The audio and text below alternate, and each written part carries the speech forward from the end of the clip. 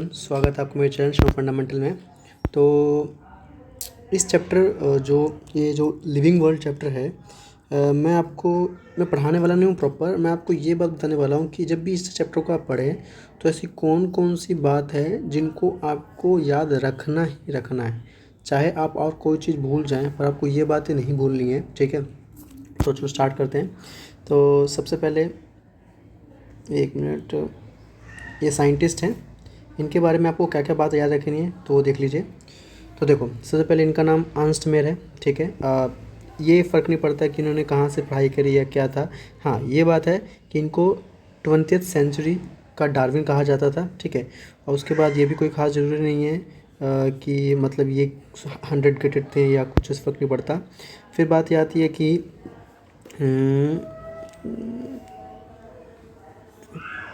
ये origin species diversity, central question, evolutionary biology, he also pioneer international. हाँ, ये Mayr was awarded the 3 prizes widely regarded as triple crown. ये पूछ सकता है कि ट्रिपल क्राउन किसे दिया गया था, तो आप बोल सकते हो कि भाई अर्नस्ट मेयर को दिया गया था। एंड उसके बाद बाकी मर गए, कोई इसमें कुछ खास बात नहीं है। एंड जब इसको आप जब भी आप ये पढ़ोगे व्हाट इज़ लिविंग, तो आप देखो बायोलॉजी स्टूडेंट्स को ये बात पता है लिविंग का मतलब क्या होता है, ठीक है। इसमें आप क्या क्या पढ़ने वाले हो कि भाई लिविंग ऑर्गेनिज्म कैरेक्टरिस्टिक्स क्या होती है। ग्रोथ कर सकता है, रिप्रोडक्शन कर सकता है, ability to sense environment, suitable response to our mind immediately as a unique feature of living organism. ये सारे फीचर्स हैं लिविंग ऑर्गेनिज्म के, ठीक है। ये सारी चीज़ें आप 10th क्लास तक पढ़ते आ रहे हो। अब इसमें कुछ एक्स्ट्रा जो ऐड करने लायक चीज़ें हैं वो देखो ऐड क्या क्या कर सकते हैं, जैसे कि मेटाबॉलिज्म हो गया, ability to self replicate, self organize, interact and emergence to this list, ठीक है। तो ये बड़ी बात नहीं है, आपको बस ये बहुत ही बेसिक है, ठीक है। ऑल लिविंग ऑर्गेनिज्म ग्रो, आपको पता है सारे लिविंग ऑर्गेनिज्म ग्रो करते हैं, ठीक है। तो ग्रो जो है वो ट्विन कैरेक्टरिस्टिक्स है ग्रोथ की। ग्रोथ मतलब बोल सकते हो कि इसमें मास बढ़ता है एंड नंबर बढ़ता है, तो दोनों ही चीज़ें फाइनली ग्रोथ करती हैं, ठीक है ना। तो ग्रोथ जो है वो एक ट्विन कैरेक्टरिस्टिक्स, इसका मतलब है उनका नंबर भी बढ़ता है एंड फाइनली साइज भी बढ़ता है, ठीक है। अब इम्पॉर्टेंट बात ये है, क्या ग्रोथ जो ग्रोथ है वो एक डिफाइनिंग प्रॉपर्टी है। तो देखो, in animal this growth is seen up to certain age. ये कोई बड़ी बात नहीं है भाई, एनिमल में एक पर्टिकुलर एज तक ही आपको ग्रोथ देखने को मिली, ऐसा नहीं कि लगातार ग्रो करते रहता है। Cell division occur in certain tissues to replace lost tissue. Generally cell division होता किस लिए है, ताकि जो टिश्यूज़ ख़त्म हो चुके हैं हमारी बॉडी से उनको रिप्लेस किया जाए, जो मर चुके हैं, ठीक है। Unicellular organism also grow by cell division. देखो, अगर हम यूनिसेलुलर ऑर्गेनिज्म की बात करें तो वो ग्रो ही सेल डिवीजन के थ्रू करते हैं, ठीक है ना। तो can easily observe in vitro culture by simple counting the number of cell under microscope. Majority of higher animals and plant grow can and reproduction are mutually exclusive event. ये बहुत important है, बहुत बच्चों को समझ नहीं आता है। ये म्यूचुअली एक्सक्लूसिव इवेंट का मतलब क्या होता है, तो समझो। एनिमल में अगर मैं ह्यूमन की बात करूं तो उनमें सेल डिवीज़न होता है। सेल डिवीज़न का मतलब एक सेल है, आगे जाके 2 सेल हो गया, ठीक है। दूसरी बात, यही सेल आगे जाके इसका साइज़ बड़ा होगा, तो सेल क्या कर रहा है, ग्रो कर रहा है ना, सेल ग्रो कर रहा है। तो इन देखो, तो एक तो सेल का नंबर बढ़ना और दूसरी बात सेल का साइज़ बढ़ना, दोनों जो है अगर मैं प्लांट्स की बात करूँ और एनिमल्स की बात करूँ तो दोनों अलग अलग चीज़ है। पर वहीं अगर मैं यूनिसेलुलर ऑर्गेनिज्म की बात करूँ तो यूनिसेलुलर ऑर्गेनिज्म में वो अपना ग्रोथ एक ही तरीके से कर सकता है, सेल से डिवाइड किया बस, और कुछ भी नहीं। तो जनरली हम प्लांट एनिमल में ये टर्म यूज़ करते हैं म्यूचुअली एक्सक्लूसिव, मतलब दोनों अलग अलग इवेंट्स हैं, ठीक है। फिर one must remember that the increase in body mass is considered growth. Body के मास का इंक्रीज़ करना वो ग्रोथ कहलाता है। पर नॉन लिविंग में कैन आल्सो भी ग्रो। अगर नॉन लिविंग बात तो वो भी तो ग्रो करते ही हैं ना। तो जैसे कि एक कोई छोटा सा पहाड़ है, धीरे धीरे उस पर एक पर्टिकुलर टाइम के बाद उस पर पार्टिकल जाके अटैच हो रहे हैं, तो उसका भी तो फाइनली साइज़ बढ़ रहा है, तो क्या हम कहेंगे कि ये भी ग्रो कर रहा है। तो बोलने का मतलब ये है कि देखो, इसमें example mountain, Boulder and sand की बात की जाए, ये भी तो ग्रो करते हैं, डू ग्रो। तो क्या हम कह सकते हैं कि ये लिविंग प्रॉपर्टी नहीं। तो ये डिफाइनिंग प्रॉपर्टी नहीं है, ये कैरेक्टरिस्टिक्स है लिविंग ऑर्गेनिज्म की, पर ये डिफाइनिंग प्रॉपर्टी नहीं है। अब एक इम्पॉर्टेंट बात ये है कि जो ग्रोथ होता है लिविंग बीइंग में कैसा होता है और नॉन लिविंग में कैसा होता है, ठीक है। तो देखो भाई, लिविंग बीइंग में जो ग्रोथ होता है वो इंट्रिंसिक ग्रोथ होता है। In living organism growth is inside, तो उसको इंट्रिंसिक वर्ड यूज़ करते हैं। और अगर हम नॉन लिविंग की बात करें तो ये इंट्रिंसिक नहीं होता, ये एक्सट्रिंसिक होता है, ठीक है। समझ में आ गया। तो अब आगे बढ़ते हैं। नेक्स्ट चीज़ है रिप्रोडक्शन। तो रिप्रोडक्शन जो है, reproduction is a characteristics of living organism, मतलब ये भी एक कैरेक्टरिस्टिक्स है, डिफाइनिंग प्रॉपर्टी नहीं है।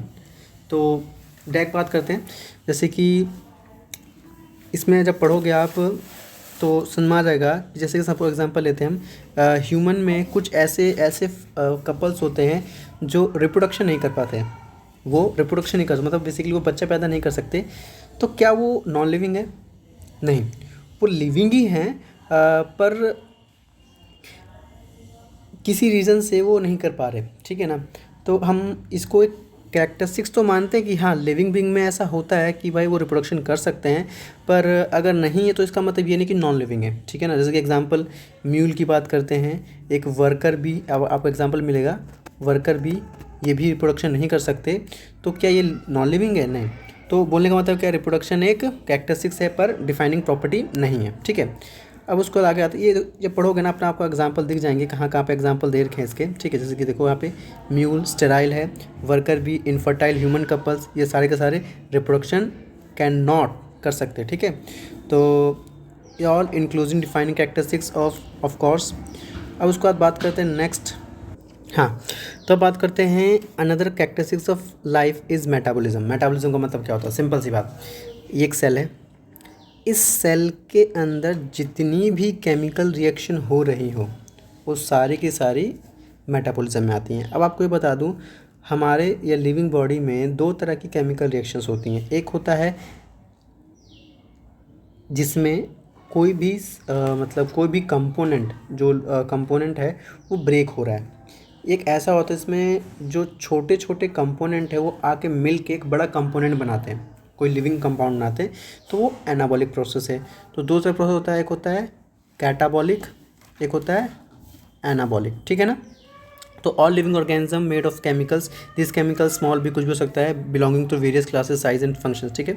तो फिलहाल ये है कि कन्वर्जन आर केमिकल रिएक्शंस और metabolic reaction, thousands of metabolic reaction occurring simultaneously inside all living organism. देखा जाए जितनी भी केमिकल रिएक्शन हमारी बॉडी में होती हैं वो सारा मेटाबॉलिज्म कहलाता है। अब आगे ये यूनिसेलुलर मल्टीसेलुलर दोनों शो करते हैं। All plants animals and fungi and microbes exhibit metabolism, जितने भी प्लांट्स हो चाहे एनिमल्स हो माइक्रोब्स हो वो सब मेटाबॉलिज्म शो करते हैं। इसके डेफिनेशन दे रखे देखो यहाँ से, sum total of all the chemical reaction occurring in our body is a metabolism. No, देखो गौर से देखो, no non living object exhibit metabolism, मतलब कोई भी non living object metabolism show नहीं करता। तो इस बात से तो एक कंफर्म होती है भाई सिर्फ और सिर्फ लिविंग ही शो करता है, और सारे लिविंग शो करते हैं, ठीक है। Metabolic reactions can demonstrated outside the body in free cell free system, मतलब हम चाहें तो बाहर भी ये केमिकल रिएक्शन करवा सकते हैं, एक आइसोलेटेड सिस्टम ले जिसमें सारी चीज़ें वो सारी कंडीशन दे जो लिविंग बॉडी में होती है, ठीक है। तो हम टेस्ट ट्यूब में करवा सकते हैं।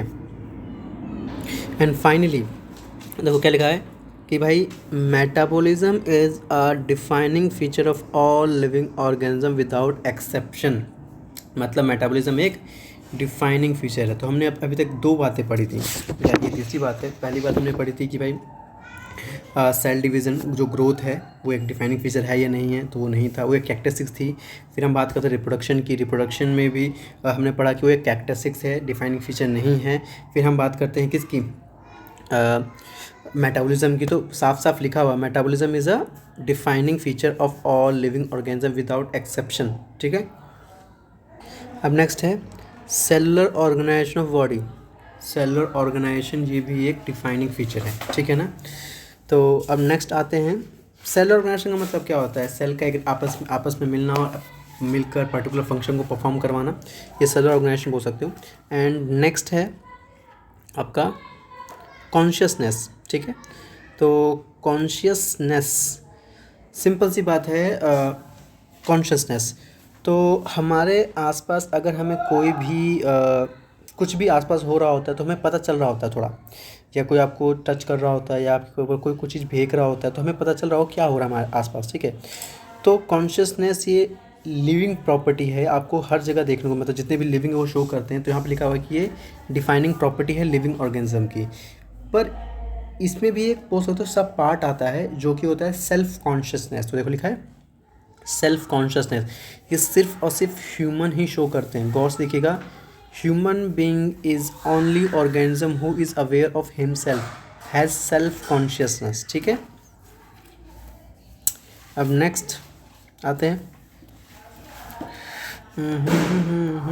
ख़त्म। अब इसको देख लो ज़रा। अब इसमें एक बहुत इंपॉर्टेंट बात है, पहले टर्म ही क्या लिखा हुआ, टर्म लिखा हुआ बायो डाइवर्सिटी टर्म। डाइवर्सिटी का मतलब क्या होता है कि आप एक पर्टिकुलर एरिया में रह रहे हो और उस एरिया में जो वैरायटी पाई जाती है लिविंग ऑर्गेनिज्म की वो कहलाता है डाइवर्सिटी। तो बेसिकली टर्म होता है बायोडाइवर्सिटी। तो यहाँ पे लिखा हुआ है the number of species that are known and described range between 1.7 to 1.8 million is referred as biodiversity. भाई ये बहुत इंपॉर्टेंट है, बहुत बार मतलब जनरली ये बहुत पूछा जाता है, चाहे कोई सा भी एग्ज़ाम्स हो, जितने भी बायो के एग्ज़ाम्स होते हैं रिलेटेड, चाहे आपका नीट का एग्ज़ाम हो, चाहे आपका एग्रीकल्चर के एग्ज़ाम हो, चाहे पैरामेडिकल कोर्स के एग्ज़ाम्स हो, सभी एग्ज़ाम मतलब बहुत ही कॉमन पूछा जाता है। बस अंतर ये पता क्या है, ये जो मिलियन है ना इसको बहुत तरीके से चेंज करते हैं, मिलियन से बिलियन कर सकते हैं, ठीक है। फिर जैसे 1.7 की 1.6 1.6 यहाँ पे और 1.7 करते हैं। तो बच्चे को बिल्कुल क्लियर कट होना चाहिए कि भाई 1.7 से 1.8 मिलियन है, इसमें कंफ्यूज मत होना, ये बहुत बार पूछा गया है, ठीक है ना। अब एक बहुत इंपॉर्टेंट टर्म है कि देखो, जैसे कि अगर कोई बंदा इंडिया में रह रहा है, तो अगर वो इंडिया में रह रहा है, अगर वो साउथ से नॉर्थ की तरफ जाए और नॉर्थ से ईस्ट वेस्ट कहीं भी जाए, तो जिस एनिमल का नाम वो अपने आसपास लोकल लोग से, जो भी लोकल होते हैं उनसे बातचीत से पता चलता है कि इस एनिमल का नाम ये है, ठीक है। जैसे कि अगर मैं हाथी की बात करूं, हाथी को इंग्लिश में तो पता ही क्या बोलते हैं, एलिफेंट, और संस्कृत में गजहा बोलते हैं। अगर कुत्ते की, डॉग की बात करें तो कुकुरा, कुत्ता बोलते हैं। मतलब अलग अलग लैंग्वेज में एक ही एनिमल के अलग अलग नाम हैं। तो एक सिस्टम है जिसको हम बोलते हैं नॉमेनक्लेचर, ठीक है। तो देखो, there is a need to standardize the naming of living organism such that a particular organism is known by the same all over the world. तो हमें क्या करना है, हमें पर्टिकुलर एक एनिमल का एक नाम रखना पड़ेगा, स्टैंडर्डाइज नेम, जो कि पूरे वर्ल्ड में एक कॉमन नेम हो। ऐसा ना हो कि भाई अगर इंडिया में एक नाम है तो कहीं और जाए तो कहीं कुछ और हो जाए, नहीं, ऐसा नहीं है, ठीक है। तो उसको बोलते हैं नॉमेनक्लेचर, याद रखना नॉमेनक्लेचर। अभी हम आगे पढ़ेंगे भी नॉमेनक्लेचर को बेहतर किसने बताया और क्या क्या करना था, ठीक है। फिर आगे आता है नॉमेनक्लेचर और naming is only possible when organism is describe. या जब तक हमें पता नहीं चलेगा ये एनिमल क्या है, इसकी प्रॉपर्टीज़ क्या हैं, तो हम उसका नाम नहीं रख सकते। तो इसके लिए हमें क्या करना पड़ेगा, आइडेंटिफिकेशन में आइडेंटिफाई करना पड़ेगा। आइडेंटिफिकेशन करने के बाद ही हम उसका नाम रख सकते हैं। अब उसके बाद इंपॉर्टेंट चीज़ आती है कि भाई ये इंटरनेशनल की, गौर से ध्यान दीजिएगा, international code for botanical nomenclature, international code for botanical nomenclature, ठीक है। फिर आगे आता है international code animal taxonomist, international code for zoological nomenclature. तो आपको दिख रहा होगा एक तो बोटेनिकल और एक जूलॉजिकल, ठीक है ना। यार एक चीज़ ध्यान रखिएगा, जनरली बच्चे इसमें कन्फ्यूज़ तो नहीं, एग्ज़ाम टाइम में मिस्टेक होती है। इंटरनेशनल कोड 4 लिखा हुआ है, इसमें क्या लिखा हुआ है, अगर आप देखोगे आई से इंटरनेशनल, सी से कोड, बी से बोटेनिकल, एन से नॉमेनक्लेचर, ठीक है। पर बीच में कोड के बाद जो ये FOR आ रहा है ना, 4, ये हो गया। फिर वहीं अगर आप ICZN की बात करोगे तो इंटरनेशनल कोड सेम बात आती है। फिर जेड से जूलॉजिकल, कोई बड़ी बात नहीं याद रखना। फिर एन से नॉमेनक्लेचर। यहाँ पर देखोगे तो यहाँ पे ऑफ लिखा हुआ है। तो याद रखिएगा, एक बात याद रखिएगा कि एक तो 4 और एक ऑफ, इन दोनों में कन्फ्यूज़न नहीं होता, क्योंकि जब भी क्वेश्चन आता है, ये क्वेश्चन पूछा भी जाता है बहुत बार कि भाई ICJN का फुल फॉर्म बताओ या ICBN का फुल फॉर्म बताओ, आपके पास एक 4 ऑप्शन दिए जाएंगे, तो बच्चा मिस्टेक इसी में ही करता है, बच्चा इस मिस्टेक इसमें ही करने की पॉसिबिलिटी ज़्यादा है, फोर और ऑफ को लेकर, याद रखिएगा। क्योंकि उन्हें फ्लो में वो देखो ये बात याद रखेंगे कि भाई इंटरनेशनल है, कोड है, बोटेनिकल है, नॉमेनक्लेचर है, सेम इसमें भी इंटरनेशनल है, कोड है, जूलॉजिकल है, नॉमेनक्लेचर है, पर ऑफ और फोर में कन्फ्यूज़न होता है, ठीक है ना। तो ध्यान रखिए वाला क्वेश्चन। फिर नेक्स्ट आते हैं हम उसके नीचे। तो अब बहुत बड़े साइंटिस्ट आ गए भाई हमारे। Biologist follow universally accepted principle to provide biology, जो भी जितने बायोलॉजिस्ट हैं उन्हें एक ऐसा सिस्टम मिल गया जिससे वो हर जगह नाम वैलिड रहता है। तो क्या है, तो हर एक नाम के 2 कंपोनेंट होते हैं। पहला होता है जेनरिक नेम। देखो आपने 9th में बहुत कॉमन ही पढ़ा होगा कि भाई एक होता है जीनस, दूसरा होता है स्पीशीज़। तो अब वो थोड़ा भूल सा जाओ, बोलने मतलब ये है कि आप थोड़ा सा स्पेसिफिक हो जाओ, ठीक है। तो देखो यहाँ पे जीनस को जेनरिक नेम कहा गया है एंड स्पीशीज़ को स्पेसिफिक एपिथेट कहा गया है, समझ रहे हो। जीनस को जेनरिक नेम एंड स्पीशीज़ को स्पेसिफिक एपिथेट कहा गया आगे। तो ये आपके 2 कंपोनेंट है जिन्हें कहा गया है बाइनोमियल नोमेनक्लेचर। अब देखो बहुत जब भी एग्ज़ाम में पूछते हैं कि भाई बाइनोमियल नोमेनक्लेचर किसने दिया, तो पता है भाई कार्लस लिनियस ने दिया, ठीक है। यहाँ पे ना ये बाइनोमियल में भी लिखने के तरीके बहुत सारे हो सकते हैं, बाइनोमियल को भी लिखने के बहुत सारे तरीके हो सकते हैं। जैसे देखो यहाँ पे BI है ना, BI, तो एग्ज़ाम में BIO लिखा मिल जाएगा आपको, बायोनोमियल।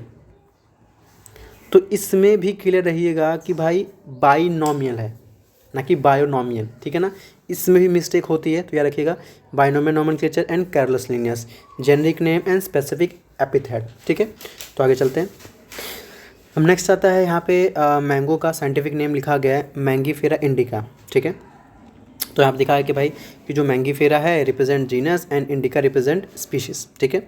आपको जनरली देखो स्पीशीज़ और ये स्पेसिफिक एपिथेट क्लियर रखना भाई, ये यूनिवर्सल रूल है। हम इसकी 4 बातें पढ़ लेते हैं क्या क्या। पहला, biological name are generally in Latin, तो लैटिन में लिखा जाता है एंड रिटन इन इटैलिक्स, किसमें, इटैलिक्स में लिखा जाता है, and they are latinize or derive from Latin irrespective of their origin. हाँ, तो बायोलॉजिकल नेम में जनरली जो नेम होता है वो जो लैटिन में होता है, लिखा जाता है इटैलिक्स में, and they are latinize or derive from Latin irrespective of their origin. The first word in a biological name represent the genus while the second name represent the specific epithet, ठीक है। अब बात आती है both the word in biological name when hand written are separately underline or printed in italics. मतलब अगर आप हाथ से लिख रहे हो तो जो भी लिख रहे हो ठीक है, लिखने के बाद जो भी जैसे जीनस है और जो स्पीशीज़ है उसको सेपरेटली, ऐसा नहीं है कि दोनों एक साथ अंडरलाइन कर दिया ना, इसको अलग अंडरलाइन करोगे एंड इसको अलग अंडरलाइन कर, देखो साफ साफ लिखा है सेपरेटली अंडरलाइन। और अगर आप हाथ से न लिख के बोल सकते हो कि अगर आप किसी पेज पे प्रिंट करवा रहे हो तो उसे किस में लिखना होता है, इटैलिक्स में, ठीक है ना। अब बात आती है the first word denoting the genus start with a capital letter. जैसे मान लो इसमें दिख रहा होगा मैंगीफेरा, तो जो मैंगीफेरा में जो M है वो कैपिटल लेटर है, देखा है ना। Genus start with a capital letter while the specific epithet start with a small letter. ये देखो इसमें जो इंडिका है, जो इसमें इंडिका है, इंडिका कैसे लिखा गया है, इंडिका में ये आई सा है, स्मॉल आई है, ठीक है ना। बस और कुछ नहीं, इतना ही है। अब देखो इसमें एग्जांपल दे दिया कि भाई मैंगीफेरा इंडिका है। और उसके बाद थोड़ा और आगे चलते हैं। हो तो name of author appear after the specific epithet. कुछ आपको साइंटिफिक नेम में जैसे कि मैंगीफेरा इंडिका लिखा मिलेगा या होमो सेपियंस सेपियंस लिखा हुआ मिलेगा। तो जनरली जो ऑथर का नाम होता है वो स्पेसिफिक एपिथेट के बाद जाएगा। ये ध्यान रख सकते हैं कि अगर आपसे पूछे कि भाई अगर ऑथर का नाम भी उस बायोलॉजिकल नेम जो भी किसी भी ऑर्गेनिज्म के नाम के पीछे लिखना है तो कहाँ पे आएगा, आगे आएगा, पीछे आएगा, बीच में आएगा, कहाँ आएगा। तो देखो लिखा हुआ है the name of author appears after the specific epithet at the end of biological name and written in abbreviated form. तो मैंगीफेरा इंडिका लिन, दिख रहा है ये लिन क्या है, वो साइंटिस्ट का नाम है, ठीक है, जो कि डिस्क्राइब करता है किसके बारे में, लिनियस के बारे में। बस। अब उसके बाद क्लासिफिकेशन, मतलब आपको पता होना चाहिए क्लासिफिकेशन का मतलब क्या होता है। हम on the basis of similarity and dissimilarity के बेसिस पे हम किसी भी ऑर्गेनिज्म को क्लासीफाई करते हैं। तो ये होता है क्लासिफिकेशन कि भाई ये दो ऑर्गेनिज्म लिए, इसमें कौन सी प्रॉपर्टी है और इसमें कौन सी प्रॉपर्टी है, क्या दोनों मैच कर रही हैं, दोनों मैच करें तो इसको इसमें डाल दो। अगर ये कोई प्रॉपर्टी है ये भी इस सेम, तो जितनी सिमिलैरिटी है उसको आपसे हम ऑर्गेनिज्म को ग्रुप में डाल देते हैं, ठीक है ना। तो अब नेक्स्ट स्टार्ट करते हैं कि भाई टैक्सोनॉमी वर्ड क्या, टैक्सोनॉमी क्या होता है, ठीक है। तो टैक्सोनॉमी जो है based on characterization characteristics all living organism can be classified into different taxa. This process of classification is taxonomy, external internal structure along with the structure of cell and development. तो बताना चाह रहा है कि taxonomy में हम क्या करते हैं, उसका फिजिकल अपीयरेंस देख के हम ऑर्गेनिज्म को क्लासीफाई करते हैं, ठीक है। तो टैक्सोनॉमी में भी क्या चीज़ें होती हैं, अब इसको गौर से ध्यान दीजिएगा कि टैक्सोनॉमी में भी आपका कैरेक्टराइजेशन है और आइडेंटिफिकेशन है और सॉरी हाँ जी। तो मैंने बताया कि टैक्सोनॉमी में क्या आपको characterization, identification, classification and nomenclature ये पूछ लेता है। ये ऑर्डर थोड़ा याद रखना पड़ेगा कि सबसे पहले क्या करना पड़ता है, कैरेक्टराइजेशन करना पड़ता है, फिर आइडेंटिफिकेशन करना पड़ता है, फिर क्लासिफिकेशन करना पड़ता है, फिर नॉमेनक्लेचर। तो आप इसे कैसे याद रख सकते हैं, ये मेरी ट्रिक नहीं है, मैंने कहीं से पढ़ा है तो मैं बता दे रहा हूँ। इसमें क्या है, आप इसे कैसे याद रख सकते हैं कि टैक्सोनॉमी, जो टैक्सोनॉमी है उसको आप कैसे याद रखोगे, पहले क्या होता है फिर क्या होता है, ठीक है। तो इसको आप ऐसे याद रखो, क्लासिक सिनेमा, कैसे, क्लासिक तो क्लासिक सिनेमा में आप याद रख सकते हो कि भाई टैक्सोनॉमी में क्या क्या था। जैसे सी से क्लासिफिकेशन, ये ऐसे करके पूरा क्लासिफिकेशन, फिर इस सी से कैरेक्टराइजेशन, फिर आई से आइडेंटिफिकेशन, जो आइडेंटिफिकेशन हो गया, एन से नॉमेनक्लेचर, ठीक है। तो ये एक याद करने का तरीका है कि आपको याद रहेगा कि भाई टैक्सोनॉमी में क्या क्या था। तो बोलो क्लासिक सिनेमा, तो क्लासिक में जो CLA है वो क्लासिफिकेशन हो गया, फिर इसके C से कैरेक्टराइजेशन हो गया, फिर इसके I से आइडेंटिफिकेशन हो गया, इसके N से नॉमेनक्लेचर हो गया, ठीक है ना। तो आप ऐसे याद रख सकते हो। अब उसके बाद आते हैं सिस्टमेटिक, भाई इससे भी बहुत बार पूछा गया क्वेश्चन, तो इसको आप ध्यान में रखिएगा क्या होता है। तो देखो, The branch of study was referred to as systematic. The word systematic is derived from Latin word. ये आ रहा है कि systematic word Latin word से आ रहा है, वो क्या है, सिस्टमा। भाई ये भी बहुत बार पूछा गया है कि सिस्टमेटिक वर्ड का लैटिन वर्ड कौन है, क्या है। तो आप बोलोगे ये सिस्टमा है। इसका मतलब क्या होता है, इसका मतलब है systematic arrangement of organism. Systematic का मतलब होता है ऑर्गेनिज्म को हम अरेंज करते हैं सिस्टम से, तो वो होता है। अब Linnaeus used Systema Naturae as the title of this publication. The scope of systematic was later enlarged and to include identification, nomenclature, classification, ठीक है, इसमें आता है। तो पूछ सकता है आपसे कि भाई जो भी सिस्टमेटिक इसमें क्या क्या चीज़ें आती हैं, तो उसमें आइडेंटिफिकेशन है, नॉमेनक्लेचर है एंड क्लासिफिकेशन है, ठीक है। Systematic take into account evolutionary relationship between organism. तो जो सिस्टमेटिक्स है वो दो ऑर्गेनिज्म के बीच में इवोल्यूशनरी रिलेशनशिप को बताता है। तो अब सिंपल सी बात, क्या क्या बात आपको इसमें याद रखनी है जो पूछी जाती है बहुत बार। सिस्टमेटिक का लैटिन वर्ड क्या होता है, सिस्टमा, ठीक है। उसके बाद लीनियस ने कौन सी बुक में बोल सकते हो कि उसने पब्लिश किया था, तो सिस्टमा नेचुरी। उसके बाद सिस्टमेटिक्स में क्या क्या आता है, तो आइडेंटिफिकेशन, नॉमेनक्लेचर, क्लासिफिकेशन। उसके बाद जो सिस्टमेटिक होता है उसमें क्या क्या चीज़ें आती हैं, इवोल्यूशनरी रिलेशनशिप बिटवीन ऑर्गेनिज्म और definition, systematic arrangement of organism, ठीक है, हाँ जी। तो अब आता है taxonomic hierarchy, taxonomic category, taxonomic hierarchy and taxon. जब आप टैक्सोनॉमिक हायरार्की पढ़ते हो तो उसमें जो भी आपका kingdom, phylum, class, order, genus, species जो भी आता है, तो जो हर एक रैंक पे जो चाहे क्लास हो, चाहे ऑर्डर हो, चाहे फैमिली हो, उसको हम बोलते हैं वो टैक्सॉन है, ठीक है ना। तो बेसिकली हम वही पढ़ने वाले हैं अभी। तो देखो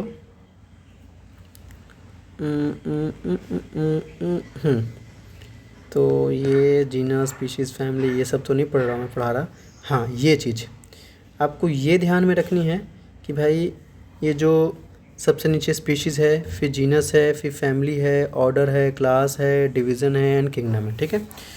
तो आप इसे कैसे सीक्वेंस में याद रख सकते हो, इस पर बहुत बार क्वेश्चन पूछा गया कि आप इसे असेंडिंग में बताओ, डिसेंडिंग में बताओ, इसका सीक्वेंस बताओ। ठीक है, तो मैं इसको आपको याद करने का तरीका है, ये भी मेरी कोई ट्रिक नहीं है, बेसिकली मैंने कहीं से पढ़ा है। ठीक है, तो उनका नाम केवी एजुकेशन है। ठीक है, तो इसलिए मैं बता रहा हूँ। चलो देखो, ये आसान है क्योंकि जनरली बच्चों को यार ये याद नहीं रहती, सिंपल सी बात। ठीक है, तो याद नहीं रहती है तो उस केस में वो क्या करे कि वो याद रहे। ठीक है, तो देखो भाई, आपको पता है कि विराट कोहली जो है वो क्रिकेट खेलता है और उसको क्रिकेट खेलना पसंद है। तो किस तरह के प्ले ग्राउंड पे क्रिकेट खेलना पसंद करता है? तो विराट कोहली, सिंपल क्या, विराट कोहली, आपको पता है कोहली का। ठीक है, Virat Kohli play, Virat Kohli play cricket on flat flat ground surface, flat ground surface. तो भाई विराट से तो बस याद रखना कि विराट भाई प्लेयर है। उसके बाद के से क्या हो जाएगा, किंगडम, के से क्या हो जाएगा, किंगडम। पी से क्या हो जाएगा, फाइलम। देखो फाइलम और डिवीज़न थोड़ा बता दूंगा इसमें डिफरेंस क्या है। मतलब है एक ही चीज़ पर कहाँ कहाँ कब यूज़ करते हैं। तो फाइलम हो गया, उसके बाद फिर सी, तो क्रिकेट के सी से क्लास हो गया, फिर ऑन से ऑर्डर हो गया, एफ से फैमिली हो गया, फिर जी जो ग्राउंड है, ग्राउंड के जी से जीनस हो गया, एंड जो ग्राउंड सरफेस से एस से स्पीशीज़ हो गया। तो आप याद रख सकते हो कि भाई जो विराट कोहली है वो क्रिकेट खेलता है और क्रिकेट कहाँ खेलना पसंद करता है, play cricket on flat surface ground. ठीक है, तो याद रख सकते हो। और उसके बाद ही बात देखो, फाइलम एंड डिवीज़न। जनरली आपको फाइलम टर्म तो अब हम आगे देखते हैं। ये भाई ये चीज़ तो रटनी ही पड़ती है, पर कुछ हद तक आप कॉमन सेंस लगा के याद कर सकते हो। इससे मतलब इस चैप्टर में इस पूरे डब्बे से क्वेश्चंस पूछने की जो पॉसिबिलिटी है वो बहुत ज़्यादा है। ठीक है, बोल सकते हो कि अगर इस चैप्टर से क्वेश्चन पूछे तो एक क्वेश्चन इसमें से और दूसरा क्वेश्चन किस बन सकता है। ठीक है, तो अब आगे देखते हैं टैक्सोनॉमिकल एड। ठीक है, तो देखो मैंने टैक्सोनॉमिकल एड को एक सिंपल एक पेज में पूरा पढ़ा दिया है। ठीक है, टैक्सोनॉमिकल एड क्या क्या है, क्योंकि मैं इस चैप्टर को उठा रहा हूँ और मैंने बात की थी कि मैं इसमें कौन कौन सी बातें सिर्फ बताना चाहता हूँ कि क्या क्या याद रहे बच्चों को। तो सबसे पहले हर्बेरियम है ना, तो हर्बेरियम में क्या बात याद रखनी है आपको। तो देखो, herbarium is a store house of collected plant species and dried. देखो ये इंपॉर्टेंट है, क्या प्लांट स्पीशीज़ को लेते हैं, प्लांट स्पेसिमेन को लेते हैं, उसे ड्राई करते हैं, ड्राई करके प्रेस्ड करते हैं, प्रिजर्व करते हैं शीट पे। बस क्या करते हैं, ड्राई करते हैं, प्रेस करते हैं, प्रिजर्व करते हैं शीट पे, ये होता है हर्बेरियम। उसके बाद नेक्स्ट, ये हर्बेरियम कुछ ऐसा डायग्राम दिख रहा होगा आपको। फिर आगे आता है कि भाई ये जो भी हर्बेरियम की शीट्स होती हैं उसको यूनिवर्सल एसेप्शन सिस्टम की तरह रखते हैं, जैसे जो सिस्टम के हिसाब से, ऐसे नहीं कहीं भी रख दिया। ठीक है, और उसके बाद इसमें कुछ बातें जो भी हैं देखो कि भाई herbarium sheet become a store house और ये रिपोजिटरी फॉर फ्यूचर यूज़ के लिए। Herbarium sheet also carry a label information, provide information about. ये देखो ये रखें कौन कौन सी बातें होती हैं उस लेवल पे। ठीक है, तो भाई डेट लिखा होता है कि कौन सी डेट को रखा गया है, फिर प्लेस ऑफ कलेक्शन कहाँ से कलेक्ट किया गया है, English name, local name, botanical name, family, collector name and etcetera. तो समझ, तो इस क्वेश्चन में पूछा गया था अभी 2020-21 में, याद नहीं मुझे, कि जो भी हर्बेरियम होती है उसमें इनमें से कौन सी चीज़ नहीं होती है। तो ऑप्शन दिया हुआ था, तो आपको ये याद रखना पड़ेगा ना कि कौन सी चीज़ होती है। तो जब से एग्ज़ाम में आएगा तो आप बता सकते हो कि कौन सी चीज़ नहीं होती है। ठीक है, तो फिर से बता रहा हूँ, हर्बेरियम शीट पे क्या क्या होता है, उसमें डेट लिखा होता है, कहाँ से कलेक्ट हुआ वो लिखा होता है, उसका English name, local name, botanical name, family, किसने कलेक्ट किया, कलेक्टर का नेम।